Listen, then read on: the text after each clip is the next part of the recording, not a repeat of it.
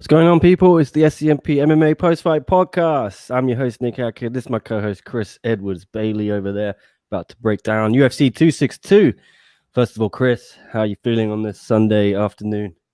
Yeah, I'm feeling absolutely fantastic. A little bit tired. Been awake since 7:30 watching the fights, but had a good hour to digest it all. What an interesting, spectacular night fight. All the way really from the start of the card through the prelims were fantastic, and then the main card was just wow, so unexpected. And yeah, it was just a fantastic card, and really hard to guess. No one on the Fanatics app actually got a clean sweep. So it was really unpredictable. And the main event, co-main event were fantastic.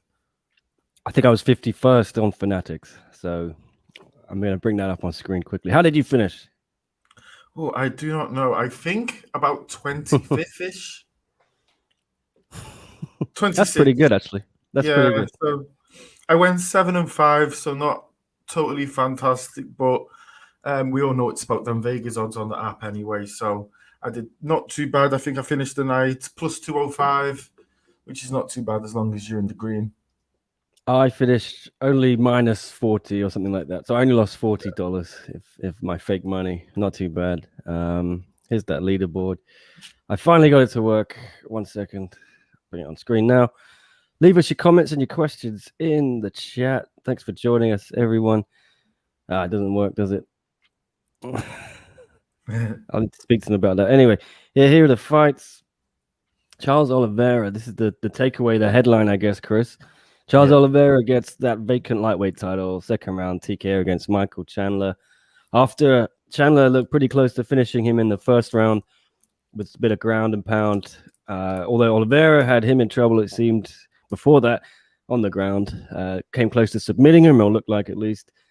Crazy first round. And then 19 seconds into the second round, Oliveira it dropped Chandler. Chandler got up, dropped him again against the fence, bit of ground and pound. It was over. New lightweight champ, Charles Oliveira. What a finish. Probably, I would say, Chris, one of the most memorable comeback victories in MMA. I think that's fair to say. Yeah, it was fair to say. I just think that first round, when it happened, I was going into the second round just thinking this looks like a 4 or 5 round war, because pretty much for that first round, you could pretty much say I think Charles Oliveira clearly won the first 2.5 minutes of the round. Michael Chandler clearly won the second 2.5 minutes of that round and got fairly close to a finish. And then the way Charles Oliveira just came out in that second round, standing with Chandler on the feet, showing great boxing prowess, and to show the determination to go back out there and actually up a gear and pressure Chandler a bit. And that's what really led to the finish. But yeah, totally awesome fight, a great main event, and just fantastic to see, as they call him, Charlie Olive's new Bronx with the belt round his waist. Yeah, so we have a new lightweight champ finally. Here goes a question from Ramses in the chat. I was going to ask the same thing to you, Chris. Do you think Michael Chandler underestimated Charles Oliveira? I mean, a lot of people. Let's look at the odds. Sorry, what were the odds going into this? I'd like to say that Chandler was a small underdog, but I think most people I spoke to thought Chandler was going to knock him out. Yeah, I think a lot of people did, and but then you do look through Charles Oliveira's record, and he does have this history of fighting a lot of guys who have fought over in Bellator before, and I think he's beat them all. He beat Michael Chandler, he beat Nick Lentz, he beat Will Brooks as well, who was a champion over there as well. I don't think Chandler would have underestimated him. I think he was a little bit upset at the end of the fight that he maybe didn't get to leave it all in the ring. That one knockdown he really couldn't recover from. That's no fault of his own, because the Bronx just caught him on the perfect place, right on the jaw, turned his neck, and Chandler couldn't really recover from there, which is a bit different to the first round, because Oliveira could, and just leaves them both in interesting situations going forward.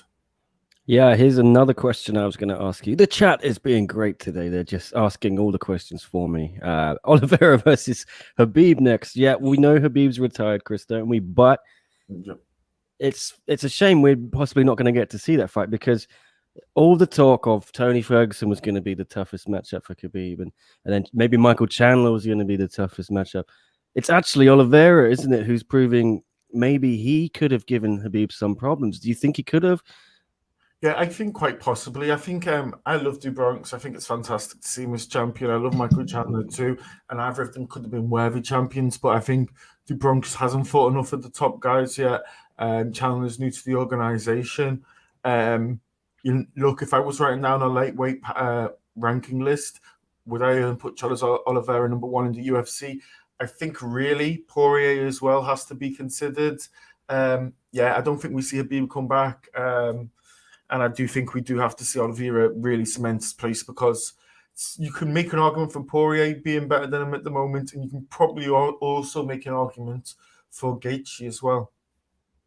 Yeah, how does it unfold? Do we get the winner of McGregor and Poirier most likely against Charles Oliveira next, or how does Justin Gaethje fit into this scene?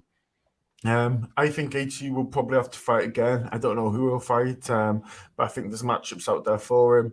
I would very much expect the UFC to make McGregor Poirier winner fight Charles Oliveira, and I think whoever wins that trilogy fight and then fights Oliveira, because they've both lost to Khabib and they both fought for the title and had an interim run before, and Conor had his run before. It really does make the winner then the kind of undisputed number one, because right now it is slightly disputed in a way, not by lineage, but yeah. This played out perfectly for Conor McGregor in a way. Like if he gets through Poirier, beats Poirier, how does he match up with Oliveira? Does he match up better with Oliveira than Chandler? he may well match up better. It's very hard to say, and it all depends what McGregor we see. We haven't really seen a top McGregor for a few years now, and it is totally hard to say. I do think, though, whoever gets that fight will get Charlie Olives for the belt sometimes come December. Well, talking to Gaethje, what about this, Chris? If Justin Gaethje fights Beneil Dariush, because Beneil called for a title eliminator next. Yep. He dominated Tony Ferguson, didn't he, in the co-main event? We'll have a quick look at that. Tony was just outclassed, I thought, on the ground. And, I mean, Beneil even won the stand-up exchanges early in the first round. He took Tony down at will in the second and third. Almost finished it with that heel hook. I don't know how Tony survived. He looked like he was in agony. Joe Rogan was pretty sure Tony tore something there. Yep. And Tony no-sold it excellently. But that'll be some time off for Tony. I think that was the same left knee he had surgically repaired. Let's just start with that question then. Beneil v Gaethje, do you like that? I think that would be a fantastic matchup. I think that probably Beneil at the moment being ranked, I think 8th, beating Tony would probably put him into the top 5. They'll have 2 top 5 guys fighting each other, while we'd also have Poirier and Conor fight it out. I think it's absolutely perfect. And we've kind of got a little bit of a fun tournament going on there, because we do forget sometimes this has been, over the last 7-8 years, the best division in the UFC. It's been the most competitive division in the UFC. The belt's always changing hands, and just fantastic to see all the talent. And we just want everyone to fight each other, because we really didn't get it for the last 3 or 4 years. Gaethje and Poirier really made everyone fight each other, really. And we were kind of robbed at that prime Tony versus prime Khabib fight. So I hope they can get making all these matchups, so we don't end up in that situation again. And Ramsey's again taking the words out of my mouth. Where does Tony go from here then, Chris? Tony Ferguson on a 3-fight skid after that legendary 12-fight win streak. He's now lost to Gaethje, Oliveira, Beneil Dariush. A lot of people on Twitter saying maybe he should retire. What are you thinking, Chris? Where does Tony go? I don't think he'll retire. I think he's not being saved from himself in the same way a Tyron Woodley is, in a way, because he's not popular. So he was let go after a string of losses. I mean, in this fight, Beneil absolutely dominated him. I was looking at the fight metrics earlier. There was only 3 takedown attempts by Beneil. That's because every time he attempted it, he took him down. He dominated them there. I think there was about 10 minutes, 40 seconds maybe, of ground control by Beneil. That's over 2 rounds time, so just showed he could dominate him. Tony really had no answer. In the last round, he looked damaged. I think if you look at the Gaethje fight, the Oliveira fight to a little bit of a point, but particularly that Gaethje fight, I think he left a piece of himself in the ring. And that's why I'd say it's different to Tyron Woodley, because he wasn't popular. He was cut, which in the long term might save himself from himself. But then he is popular. You could hear the crowds shouting out Tony's name. I felt so happy for him. I wanted him to win. You know what? I love the era of no crowd during COVID and being able to hear everything. But tonight really made me remember how awesome it is to have a crowd. The thing is, because Tony's so popular, I just don't want him to end up like a Cerrone, where he has to keep on, where he can keep on fighting and where he still is valuable to the UFC. I don't know. It's very hard. I think he might be like Jacare. I don't think he'll ever win another fight in the UFC. Tony Ferguson, to tell you the truth. Well, you had a huge ovation, didn't he, at the Toyota Center, like Stone Cold Steve Austin or something. It was crazy. I think we got to remember Tony sacrificed himself on the altar for the MMA gods a little bit for us fans to enjoy that first pay-per-view during the pandemic. He gave up that shot he had against Khabib. He fought Gaethje, and I think the long-term damage he took in that Gaethje fight maybe altered him forever. I think that's fair to say. A lot of people have said that. And then I don't see him competing now at the top of this division. It's whether he wants to just fight lower ranked guys or be a gatekeeper. Do you see Tony wanting that? Or he's such a driven guy, isn't he, that I could only see him wanting to fight big names, and I'm not sure that's the best thing for him anymore. Yeah, I don't think it's the best for him.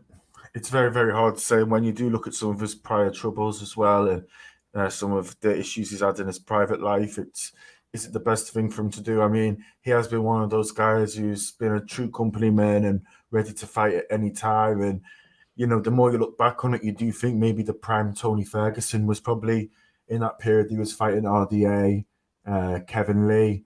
This was some of his best fights. If you really look at his last two wins were against Pettis and Cerrone. And where you look at where both of them are in their careers, maybe this should be no surprise that this is what happens when he starts fighting top guys. Yeah. Tony versus Khabib 2 suggests... Sorry, Tony versus Cowboy 2, says Martin Boucher. I've seen a few people floating that on social media saying, you know, retirement fight for both. I don't know if I want to see that. Ramsey's saying they were talking about how Tony doesn't have the fundamentals or the basics. Can't he just go back to the drawing board and learn? How old is Tony now? 37, Chris? 37, I believe, yeah. It's very, very hard. You do see evolution late on in some careers, but I don't think at this level he's going to get to the required standard, is he, to beat guys like... I mean, if you can't beat Beneil's now going to be a top 5 guy. I don't see him ever getting a title shot or anything like that, and Oliveira completely dominated him as well. Yeah, I feel like he never gets a rematch against Gaethje, Oliveira, and Beneil. And they're always going to be top 5. Yeah. It makes no sense money-wise for Conor and Poirier, who are quite big stars anyway. So it's very, very hard to see where Tony goes from here. And the one thing I would say is, though, we've got a new star in Beneil. He looks absolutely awesome. He's been on one awesome run. And he actually should look at Oliveira a bit. I know Oliveira is a year younger than him. We should look at Oliveira and be like, he was in the UFC a long time. He had to have some losses, have some wins. He's gone on a good streak. And it is all about just going for those opportunities in your prime. Yeah, Beneil looks very good over the last couple of years, especially. And what was I trying to think? Yeah, I feel sorry for Tony Ferguson in another aspect is he's missed out on those money matches, hasn't he? Just like you said, I don't think you can make Poirier against Tony. You can't make Conor against Tony. He never got the Khabib payday. It's so unlucky for him. He put himself in that position where he had 2 or 3 massive fights, I think, and now they're all gone. And I hope the UFC looks after him in a way financially. Do you know what I mean? Yeah, definitely. He even got his colleagues paid more tonight. He probably got Beneil. I don't know who got the bonuses. Have you seen? I have not seen. Let's have a look. Yeah, let us know in the chat if you know who got the bonuses. I didn't see it yet. Fight of the night was Barbosa versus Burgos. And performance of the night went to Charles Oliveira and Christos Giorgos. Okay, so Beneil didn't get extra money for beating up Ferguson. No, that would have been harsh in a way. But Tony, yeah, at least I mean, I look at the picks as well. I think we all minus Michael Owens went for Beneil. Yeah, we were a lot more split on Chandler and Oliveira. It looked like, or a little bit more split. But I think that shows. No, I didn't have much confidence in Tony coming into this one. I know he did. Tony believed in himself 100%. But I know even that first round. Did you think Beneil might be close to? He looked like he wobbled him a couple of times, didn't he? Am I being? Oh yeah, definitely. It looks like his chin wasn't there. I mean, I don't want to be rude, but you look at Tony Ferguson and you compare him to looking at Beneil Dariush. He looks like he's weathered. He looks like he's been through wars. He's got a lot of scar tissue on that old face, and as we see with so many fighters, just the more punishment you take over time, you just get a little bit more chinny, and you go out a little bit more easy, or when you do get hit, you can't respond and you can't get into that natural instinct. Hear me out. Am I being crazy? But you saw how fun Tony Ferguson made that press conference, with the Dana White privilege, and he had a few other lines. If he does end up kind of winding down his career, could the UFC find some sort of role for him? Maybe not in the broadcast booth, but some sort of role in that realm beyond fighting, because he's such a naturally charismatic guy, isn't he? That's why the fans love him. Quite possibly. I don't know if Tony's that kind of guy, and I don't know if that's the lifestyle he wants, but for sure he can do anything he puts his mind to. He could always just get a microphone, a computer, and a webcam and start a podcast. He's got that in him. I think he's such a great fighting mind. I'd love to see him go into coaching. I think we could see him do really well over there, whether it's doing jiu-jitsu or combat jiu-jitsu or just doing MMA in general. I will agree with a bit what Dean Thomas said on the broadcast, that with people like him and Tyrone Woodley, it's just their natural gifts or their toughness or whatever they've got going on. It's pushed them ahead of the game, but they've just got to an age and a place where either A, the game is caught up with them, or B, they've regressed to the mean. Gabe says, no more Tony, just got done by Father Time. And Henry wants Gaethje versus Charlie. So, Father do you think is undefeated? Yeah. Do you think Gaethje has a case to go straight to Oliveira before McGregor or Poirier? There is an argument, but he hasn't been active enough in my eyes. So I think Poirier and McGregor are probably bigger names. That's what counts. The UFC is a business. If McGregor beats Poirier, I think you make McGregor, isn't it? He's the biggest star in the fight game. Well, they'll be desperate to get the belt back on him for sure. Yeah. I think they would give him a title shot without even beating Poirier. You know what I mean? If they wanted to, they could. But I think they will definitely do that if he beats Poirier. Anyway, why don't we check out the rest of this card? I'm not sure if anyone else will join us today, Chris. It's just us two, the Hong Kong bros. No problem. No Leon. Don't know where Leon is. Haven't seen JHK. JHK too busy with what's his face? James Lynch on their live fight companion. Yeah. Abandoning us today. It's okay. It's okay. We will keep going. Matt Schnell and Rogerio Bontorin. This fight was a little weird to me, Chris.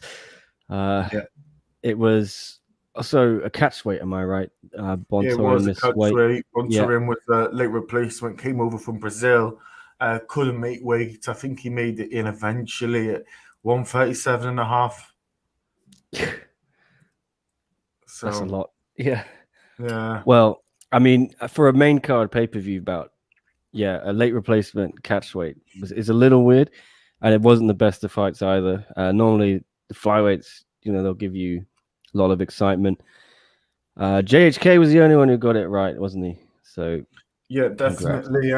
He might have even changed that after he saw he missed weight and saw the weight advantage. I thought the judges' scorecards were a little bit unfair in this because they gave them all 30-27 to Bontorin. I thought I had Schnell win the second round. I thought it was a fairly close fight. I think the third round really pulled away a little bit, but apart from that, it wasn't a great fight. And main card was fantastic pacing and fantastic, and this one slightly slowed down the pacing of the whole card. Martin Boucher says Tony to welterweight. What do you think of that, Chris? Tony Ferguson going up. He did talk about it before. I don't think we see him go up. I don't think he's big enough for the division. I think if he came up against anyone with very strong wrestling, they'd probably dominate him.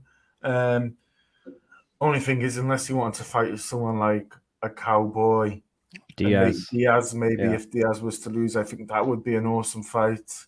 But I don't really see him fighting at that weight class.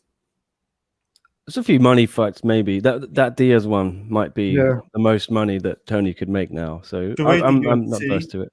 It's going nowadays. It's if you lose 4 or 5 in a row, you're really out the door. And Tony's already got 3, so if he loses his next fight, will probably be to a guy on the edge of the top 15, between 10 and 15. Once you start losing to unranked guys, when you were ranked, the exit door's pretty close. Tony's talked a lot of shit, hasn't he, about Bellator in the past? I think so. Could you see him landing anywhere else? Would he want to go? Has he got too much pride? The problem is the way that UFC uses their stars now. There's the odd one where it doesn't happen to them, kind of like an Overeem or kind of like, well, not really. Well, he was on a bit of a loss, but most of the athletes they ever let go that other organizations would have been interested in, they let them go on a big losing streak, so they're less valuable. And that's it. They don't really let someone go who's 4-4 in their last 8. They'll keep them within the system nowadays. Yeah. And Ramsey's here. Yeah, why don't we jump to that fight then? Shane Burgos against Barbosa, Edson Barbosa. Yeah.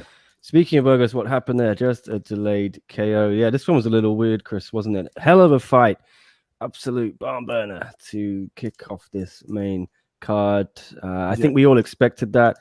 And just 2 rounds of absolute chaos, and then Barbosa hit Burgos pretty much on the button, I thought, and he about 2 or 3 seconds went by, and then he staggered backwards, almost collapsed against the fence.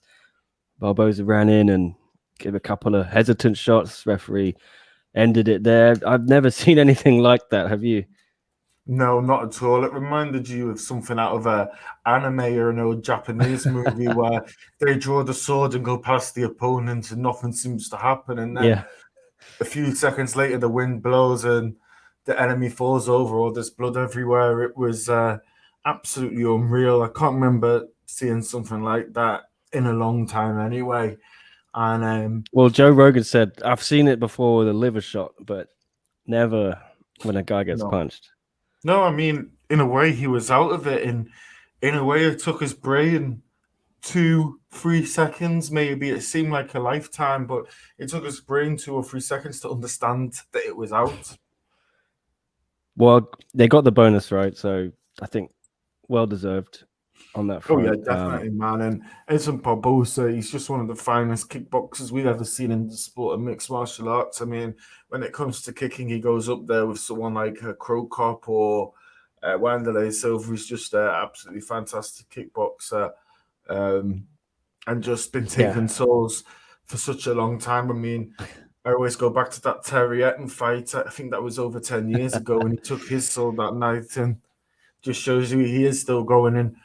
He's one of the few guys actually who've gone down a division, and it seems to have given him a new lease of life. And he is just consistently ranked, and it does make you think with Edson. He is always just 1 or 2 fights away from a title shot, maybe. It's such an advanced age.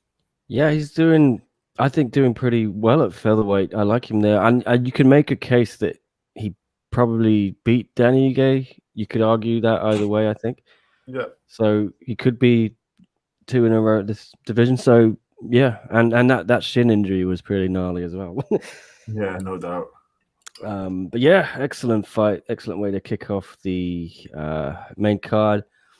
Barbosa is legit at featherweight, says Martin, and WMMA scene now. Hello, sir, how you doing? It says Janet Todd's KO of Katerina Vanderjeva in 1 was very similar. Todd kicked her, she seemed to eat it, took 2 steps forward, then collapsed to her knees and sat down. Is that the one at Tokyo in New Era? I think I was there for that one. Yeah, you're right. You're right. Absolutely. That was a similar case. Thanks for pointing that one out. WMMA scene now. But anyway, we skipped over fight. Let's double back quickly to Caitlin Chukagian against Viviane Araujo. I pronounced both of them wrong. I'm sorry. Araujo. Sorry, you got it, Chris, haven't you? Vivian, we'll call her. I should know they were saying it on the broadcast. Viviane against Caitlin, who was a bit of a social media star this week. Did she say she got hacked with that? Yeah, I think she did. I think she tried to backtrack out of it, but who really knows? Who knows? But anyway, got the decision. I think that was fair. I think the decision was fair, wasn't it? Not too many arguments there. And a decent win. I got it right. So did Tom Taylor and yourself, Chris, and JHK. Yeah, no doubt. Did pretty well there. Yeah, where does Chukagian go here then? Because she came up short against Andrade. She came up short against Valentina. She's sort of still on the cusp, isn't she? There, she kind of perennial top, second contender. But would you give her another shot? Well, it's really hard because she just goes through war after war. You look at most of her wins; they're all decisions. The thing is, when you do look at the rankings, anyone who's anyone, she has beaten. She has absolutely dominated. She's totally battered almost everyone she's fought, really. And then when she gets to those top two girls, the Andrade, she gets to the Shevchenko, she just can't seem to do it. And she's just a level below those two. But everyone else seems to put an absolute clinic on them and force them to a decision and just show off her prowess. She's one of the finest boxers in the women's side of the game. And she's fantastic in the pocket and is just a great points fighter. So I'm just enjoying my instant ramen. Yeah. Didn't have any breakfast, Chris. Ooh. UFC Sundays are always just go. Yeah. You had a better time of it than me, I imagine. Yeah. I had sausages, eggs, bread, bacon. It was pretty nice. Peri sausages though, but they were quite spicy. I see. Yeah. I was gonna say I'd love to see Chukagian go back to the Jessica Ai fight that she lost by a split decision. I'd quite like to see that on a fight night. I'd like to see that over 5 rounds. I think it'd be a fantastic fight. I agree with you 100%. What about this? This one was gnarly, wasn't it? Just after a month after we seen, or 3 weeks after we saw Chris Weidman's leg in gruesome fashion, Jacare's arm gets snapped by Andre Muniz in the first round. This was painful to hear, more horrible to hear than to watch. It was so loud, wasn't it? Watching it, you couldn't really see what was going on, but once you got to hear it, yeah, it was pretty nasty stuff. Oh yeah, brutal. And I mean, but Jacare just sort of stood up and was like, well, he's had a few broken arms. I think it was against Roger Gracie. He broke his arm and tucked it in. I mean, people do forget how amazing Jacare is. He was a world champion, but people forget as well he was a world champion on both sides. He was a champion in the gi. He was a champion on the no gi. If you look at a lot of people nowadays, Gordon Ryan, he does just no gi. A lot of people do just gi like Buchecha. So very few people you get who go between the two nowadays. So it does show you what he was capable of. Look, am I right here? He's 41, 42. This isn't prime Jacare. This isn't the Jacare we saw who was the champion of Strikeforce. I mean, you do look at who he's fought. He's gone through it all over again. Andre Muniz has not really done much in the UFC. He's not shown himself to be of that level yet, and I think this is just mostly decline. Is it possible we can see the picks? Yeah. Well, I was just going to show Jacare's record there. He's now lost 4 of his last 5. Yeah. 3 in a row. Sorry, you add on another one. So he's lost 5 of his last 6. Yeah. Yeah. And you look at who he lost to. I mean, He's got a fantastic record in the UFC. He went 4 or 5 years undefeated, then he lost to Robert Whittaker, then beat Derek Yoel Brunson, Romero. who's right up there. He lost to Kevin Gastelum and then beat Chris Weidman, and then he lost to Hermansson, Jan Blachowicz up at light heavyweight, and that's the champion at light heavyweight. He lost to Kevin Holland, which was a bit of a freak fight, and then he lost to this guy, Andre Muniz. So if you do look at the losses, the Whittaker, the Yoel, the Gastelum, Hermansson, Blachowicz are of a certain level, but you can see Kevin Holland and Muniz are slightly levels below them, and the future does not look bright for Jacare, and I will reiterate what I said earlier on. I think Jacare, I think Tony, I don't think they ever get a win again in the UFC. Well, here are the picks. I got it wrong. Tom Taylor got it wrong. Michael Owens got it wrong. Big Rig, Drake Riggs got it wrong. You and JHK picked Muniz. You had a premonition, Chris. Yeah. Did you think he's going to break his arm? How I did not think he's going to break his arm, but I just thought Jacare's getting on. He's getting old. Might start be time for him to think about calling it a day. I don't know how many more fights he's got left on his contract. Let's see what happens. Yeah, and I think he was the first UFC fighter to have COVID, wasn't he? Yeah. In the Jacksonville shows back last May. Yeah, 41, still going. We'll see. Jacare, again, legend, fan favorite. I think he'll still get fights and he'll still get wins. I mean, Muniz, though, I think he's on a 7-fight win streak. Not too bad, not too shabby. Won his first 3 in the UFC now. He had to get 2 Contender Series wins to get there, but he was calling now for a top 15, Chris. Can you see him getting that? I think he should. I think he has to beat Jacare. I think he's beat him at the right time. I'm trying to think. Was Jacare ranked? I don't think he was he? No, he wasn't. When he said I want a top 15, I was like, surely Jacare is ranked. And I looked, he's not. Yeah. And maybe he didn't get put back in when he went up to light heavyweight. I'm not sure. So I feel like Jacare deserved to be ranked still, but yeah, I think he'll have a look at someone at the lower end. But if I think Sean Strickland has a fight coming up, Brad Tavares has a fight coming up, I don't think Kevin Holland will want to fight him because he's already a little bit of a big name himself. And then you have Shabazian, Chris Weidman that make up the rest of the top 15. Weidman might not fight again. Shabazian's got a fight coming up. So it is hard to say. I still think he's probably one more win away from getting a top 15 guy. Sometimes it's always best in the UFC to stay active. Ramsey's wondering if we'll ever see another Randy Couture winning the belt at an older age. I mean, Glover could do it maybe against. Could do it. I mean, Jan was pretty old when he won it, right? He was already. Yeah, he's not one of the youngest to win it. I mean, could you class DC? DC was in his 40s when he won the heavyweight belt, right?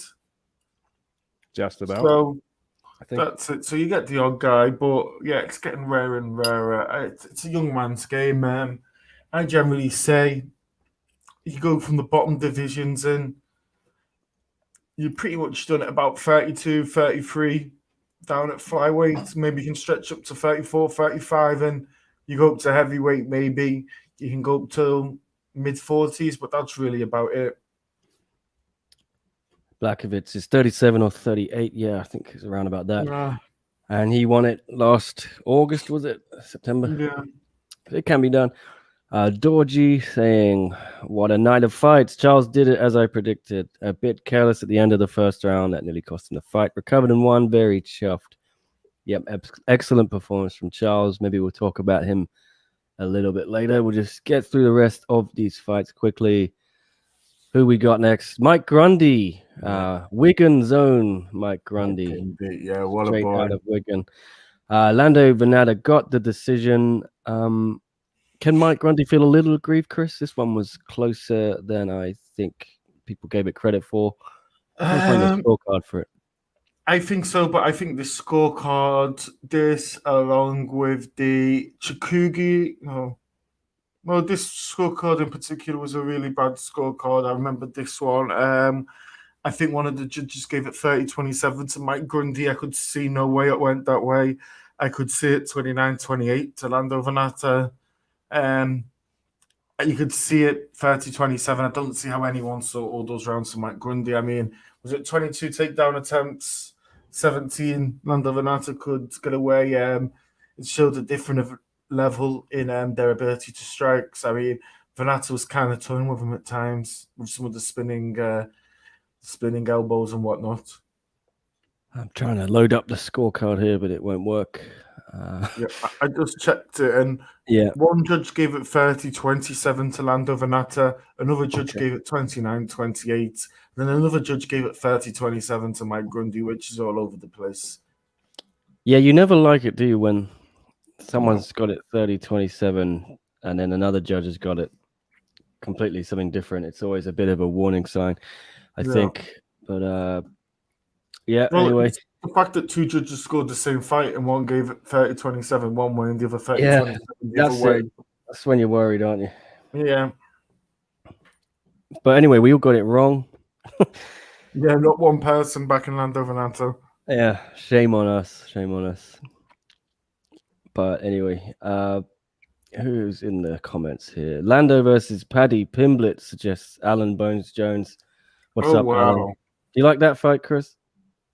Yeah, I think it'd be a good fight, but I think that might be a step too much for Paddy Pimblett to make his debut, because he will be coming in a guy who has fought people like Dakar Close, Dikessi, Bobby Green, Tony Ferguson, and sometimes we do see it when you do go against someone who's had all this experience against top guys, against UFC level guys. Sometimes it can go a bit astray. Okay. Another one from Alan quickly. Why don't we answer that? Do you guys see Oliveira, if he were to rematch Max Holloway? You think he could beat Holloway, Chris? I don't think we'll see Oliveira go back down, right? But Max may come up eventually. Yeah, I think Max may come up, but I think we're still 1 or 2 years away from that. I think Max still has more he wants to do at featherweight. Maybe if Max loses a trilogy with Volkanovski, that might speed up the process there. That's a definite possibility. Anyway, I'll see how that plays out. Volkanovski still got to get through Brian Ortega. And talking about Alex Volkanovski, our very own JHK had an interview with Mr. Volkanovski, which will be going live tomorrow, I do believe. So look out for that on SCMP MMA. And remember to like and subscribe if you haven't already. Smash a like on the video. Hit that notification button. All that good stuff. Anyway, Jamie Pickett against Jordan Wright. We all got this one right. Pardon the pun. Except Janko. Yeah. Buck. Jordan Wright looked crazy. The Beverly Hills Ninja. Two great nicknames here. The Night Wolf and the Beverly Hills Ninja. Jordan Wright, just there's something about him a little crazy that I love. I don't know, he's so spiritual. Is that a right word? After he let's talk about the fight first. Great finish, TKO after 64 seconds. I don't know what Pickett was doing going after him. Tried to get that takedown, and Jordan just hit him with a couple of elbows. The legs buckled. Jamie got up. Jordan tagged him a couple more times, hit him with the knee up the middle, and then that was all she wrote. Bit of ground and pound. And then Jordan Wright just, what did he do? He kind of got on his knees and bowed. He speaks very cool. There's something about this guy. He's a cool character, isn't he? Oh, absolutely awesome. He's 29, which for the middleweight division is fairly young. I mean, okay, he's 2 years older than Darren Till, but he's much younger than the guys at the top of the division in Yarn and Glover right now. He does seem to be getting better and better. He's bounced back from that Wacky and Buckley KO with a very solid win here against Jamie Pickett, adding to everything in his arsenal. It was an absolutely entertaining fight. He looked fantastic. This is his best performance I've seen so far in the UFC. I thought he looked fantastic. I thought he looked mobile. I thought he showed very good fighter IQ. And I thought when he could smell a little blood, while he went for the kill, he didn't really rush in too much and leave himself undefended. Yeah, excellent performance. Did he lose his last fight against Buckley? Yeah. What next for Jordan Wright? What do you think, Chris? It's Ooh, hard that to. is a little bit tough. Probably looking at someone just outside the rankings. It is super tough to call. Yeah, we'll see how that plays out. Jordan Wright versus De Castro suggests Bonesy. Do we like that? That could work for me. That would be pretty good. Was he thinking De Chirico, the one who beat Buckley? I don't know. Dude who just beat Buckley. Yeah, that's it. Alessio De Chirico. I think that could work out well. Yeah, that could be quite good. But then you could say Buckley beat him. I don't know. I think if Maki Patolo would be a good fight. I think if Impa went back up to middleweight from welterweight, I think that would be quite an interesting fight. But Impa Sangasai, he might stay down at welterweight, I think. Yeah. Damn it, Impa. Such a nice guy, but he beat our boy Sasha Platnikov. I can't hate him because he's so nice. But who is the guy who beat Aziz? Is it Aziz from UAE Warriors? Abdul Lazez. No, Munir Lazez. Munir Lazez. Oh, yeah. That would also be a very fun fight for Jordan Wright, I think. Yeah, book it, Dana. Or whoever. Definitely. Let's have a look. All right. A few more fights on this card. Andrea Lee against Antonina Shevchenko. This bloody bastard, Drake Riggs, rubbing it in our faces. All over Twitter by Drake Riggs. I think he said something like Shevchenko only by name. Yeah, Drake was reveling in the fact he was the only one who picked it right, and most Fanatics users went for Antonina Shevchenko, 83%. You can see those odds as well. Yeah, I mean, Shevchenko is Antonina is not Valentina. I think that's what Drake was saying. Second round submission, 10 seconds left. I didn't think Andrea was going to get it, Chris, right? I mean, she spent most of that round, looking for it. And I thought Antonina's going to survive to the bell. And then Andrea's legs are going to be tired as hell. And maybe that could work in Antonina's favor. Well, it's very hard to save Antonina because she's got such a good team around her. She's got a perfect training partner in her sister. It's very hard when you do look at her record and you think she has come into MMA itself very, very late. She's 36, 10 and 37 later this year. And when you do look at her record, she has only really lost to people who have a lot of experience. Her first loss was in her second fight in the UFC.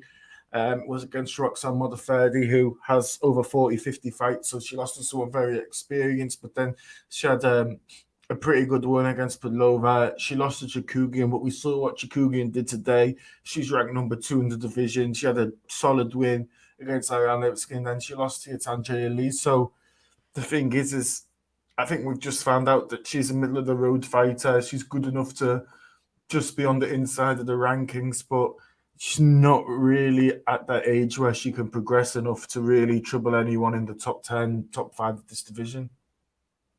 Andrea Lee needed this, didn't she?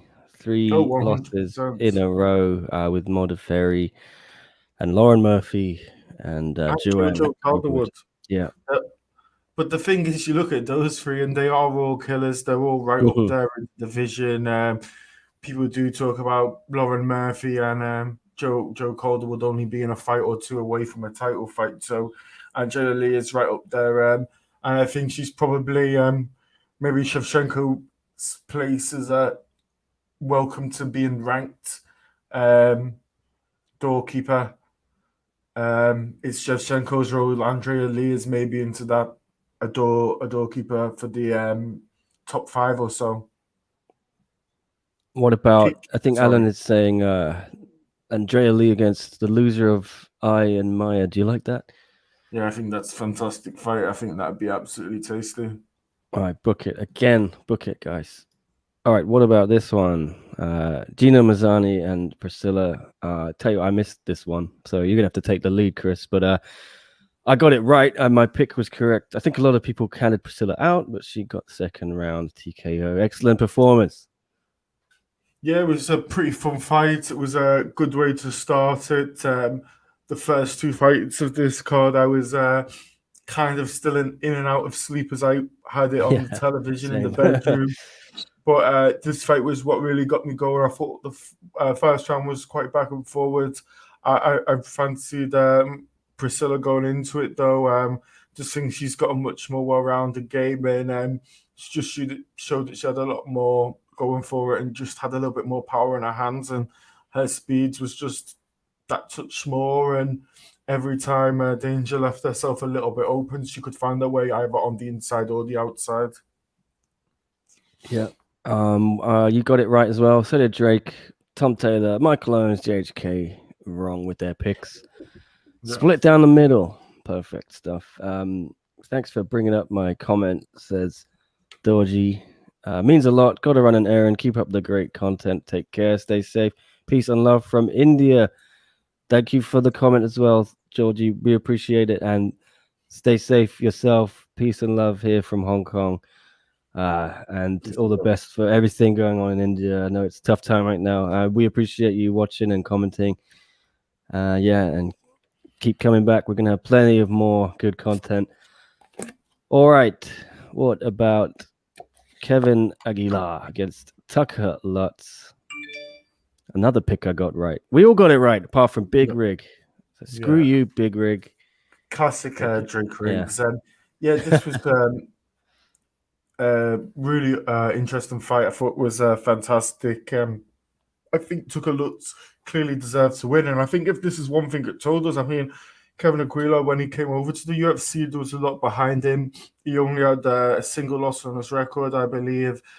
He had over in the LFA, he had been champion for. I think he won the championship. I think he defended it 3 or 4 times. He was a fairly dominant champion. He went through the contender series, started himself off with 2 wins, and now he's lost his last 4 in a row and could be looking at getting cut from the UFC. And to show you how fast it can change. And while they do seem to like a lot of their guys that they bring through the LFA, it shows that they don't give them any easy path to success. Absolutely. And the opener on the prelims for Sean Soriano losing second round submission, yes, to Christos Giagos, if I pronounced it right, the Spartan. Sucks for Sean, wasn't it? Coming back, everyone was getting behind him. A lot of people say how good Sean Soriano is, but yep, I was surprised by this. I picked him. You had the feeling Christos was going to win, Chris. So yeah, I did. I just saw it coming. I thought he has so much experience. He's shown himself to be capable of winning in the UFC time over time. I mean, Sean Soriano does have a pretty good record. He's been successful in other organizations, fought for championships in organizations, but whenever he has fought in the UFC, this is his second run now. He went 0-3 in his first run. He's gone 0-1 now in his second run, which isn't absolutely fantastic. But even when you look at him outside of the UFC and whenever he's fought people of a UFC standard like Makashvili and did he fight Josh Emmett? Maybe he fought Josh Emmett one time and lost. Whenever he has fought people of those top levels, he just hasn't been able to do it. Yeah, well, let's see if Sean can turn it around. Yeah, anyway, I think for Christos Giagos, I thought this was a fantastic result. Nice to see him get another win. He has been around in the UFC for such a long time. I think he fought Gilbert Burns about 8 years ago, down in Rio. Fantastic win for him. And who did he call out for his retirement fight? I have no idea. I missed this fight as well.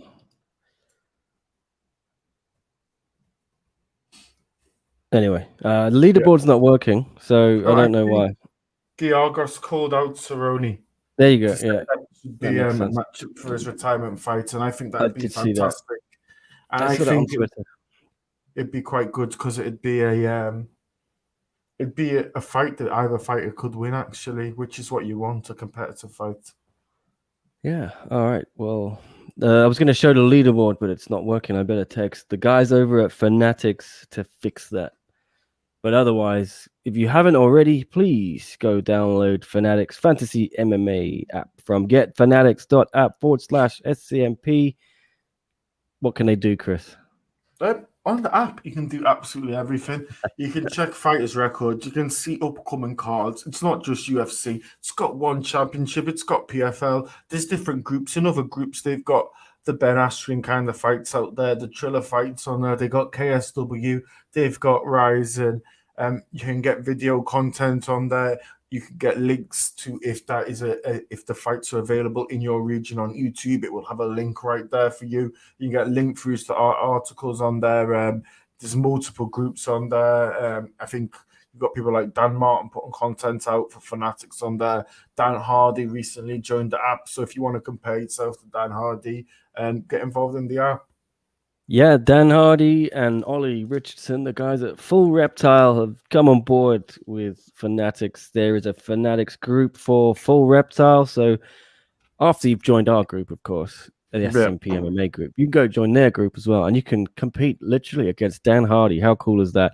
And there's a chat group. I'm sure you can bother Dan in there. I'm not sure how active he is in the chat, but Chris and I are pretty active in the SCMP MMA chat. No doubt. We'll always answer the messages. Not going to compare ourselves to Dan Hardy. This was an absolutely unpredictable event tonight. The guy I think finished top. I think was 7-4 in his picks. No one went better than 8-3 on their picks anyway. It just show you how hard it is predicting this game. And don't even remember, if you finish top of our monthly leaderboard, you can win some awesome SCMP merch and some Kumite TV merch. Yeah, sign up for details on that. You can see all the other cards are there already. You can make your picks for these. We got Poirier McGregor 3, Zombie versus Ige, and of course Adesanya versus Vettori 2, which is the next big pay-per-view. It's all looking good. One championship in Power as well. That'll be a big show coming up in a couple of weeks. May 28th, I think it is. I did an interview for One Championship on that. So keep your eyes peeled for One Championship's YouTube channel. Going to feature your boy Nico SCMP. They're doing some preview of the Atomweight Grand Prix. That should be fun. I'm trying to access the leaderboard, but I just don't think I can get on it. So you'll have to go download the app and see the leaderboard. I can promise you I didn't do too badly, though, this time. 51st. I wear that number with pride because sometimes I finished outside the top 100. Yeah. I think we have about 400 members, is it? We're creeping up there, yeah. We're like the second highest group on there, which is great. I want to be the first, though. So if you haven't signed up, what are you doing? Sign up now. Sign up. And remember, guys, if you like these videos, if you like our post-fight podcast, you like our reactions, you like our fight companions, if you like our interviews with One Championship guys, Rising guys, UFC guys, like and subscribe. Let's get us more money. Let us allow us to do more things. And, when all this travel stuff is over, we're going to be at the events. We're going to giving you first row access. And we're going to be all over Asia, all over America. We're going to be covering all the biggest and best events in combat sports. Yeah, hopefully. Not much else to say. It was kind of a more low-key event, I guess, today, Chris. Even Leon and John couldn't be bothered to do the podcast today. I don't think they felt it had that big fight feel, this pay-per-view. The prelims were pretty good and of a pretty high standard. The main card, it was mainly a mixture of fairly lowish ranked people in unloved divisions. It was just really that pay-per-view, I guess, people who are buying it in the States and other territories where you have to pay for it. Fortunately, it's part of my TV package here. But just, I guess a lot of people just paid for those the main and the co-main event, really. And the rest of the main card was a little bit weak, but the prelims and early prelims definitely made up for it for anyone who watched them. Definitely got hurt losing the Diaz-Edwards fight for me. Yeah. I think, but that's just going to make the next one even more stacked, right? Yeah. You're going to have Adesanya. I did just close that down. Maybe we can briefly look at that. Before we get out of here, stacked card, isn't it? UFC 263. Adesanya Vettori 2, Moreno versus Figueiredo 2, Leon Edwards, Nate Diaz. Still 5 rounds. That's going to be fun. And then as well, you've got Belal Muhammad and Damian Maia as well at the same weight class. So you've got a bit of beef between Belal and Leon, so something could happen there. And then to kick the night off, you've got Paul Craig versus Jamal Hill, which should be a fantastic fight. Yes, sir. Should be a fun show. As it stands, but that could change. We all know what it's like in this world of COVID, so that can all change. Yeah, it can change very quickly. But if that card holds up, it's a monster, I think. And I'd expect a big buy rate on that one. I'm not expecting a huge buy rate on this. I think, Chandler is kind of unproven in the UFC world, so to speak. And Oliveira isn't a huge name, is he? I think hardcore fans love him, but casual fans maybe not so much. So I'm not expecting more than kind of 200,000, that range of buys. Do you think that's unfair of me? I think that's probably about right. Yeah, I think maybe with having Tony Ferguson on, maybe with what's going on with COVID, but a lot of places are kind of out of lockdowns in America. People might be wanting to get outside a little bit more. Maybe 250. I just haven't seen the numbers this week as well on the traffic for the previews we've written and the embedded. UFC puts out not been trending super high. Yeah, I feel there wasn't too much buzz on this one. Maybe a little too close to the last pay-per-view as well for me. I always like a nice 4 weeks between them. But I'm not taking anything away from the show. It's thoroughly entertaining. Very good stuff. Pay-per-views usually deliver, don't they, Chris, for UFC? Yeah, generally. And especially with crowd back, that's still particularly think of the last pay-per-view we had with all those finishes, the shortest pay-per-view of all time. Maybe this is a little bit of karma from the MMA gods. I think it was hard to follow that act. Yeah, all that drama. But it was still good. Anyway, why don't we keep it short and sweet today? Enjoy the rest of our Sundays. Fantastic. Thank you very much, guys. Yeah, we'll be back maybe tomorrow in some form. I'm not sure yet. We'll keep it on SCMP MMA. There'll definitely be some video content going up. As I said, Alex Volkanovski interview with JHK. I've got an interview with Alice Anderson from the One Atomweight Grand Prix. I need to put that up as well. And we'll keep rolling through as we always do. Maybe a little Monday podcast, catch up on all the news, see how it goes. But Chris, thanks for joining me. Where can everyone find you? At Chris EB_MMA, of course. Yeah, at me at Twitter, guys. Get at me. Peace. Yeah, he's closing in on 100 followers or more. There we go. Have you passed 100? No, very close, but still no cigar. What are people doing? Go follow Chris now if you haven't. Anyway, he's team follow back as well. So yeah, thank you very much. All right. Thanks for commenting as well, everyone, and thanks for watching. Like and subscribe if you haven't. Download Fanatics. We'll see you next time. Cheers. Thanks, guys.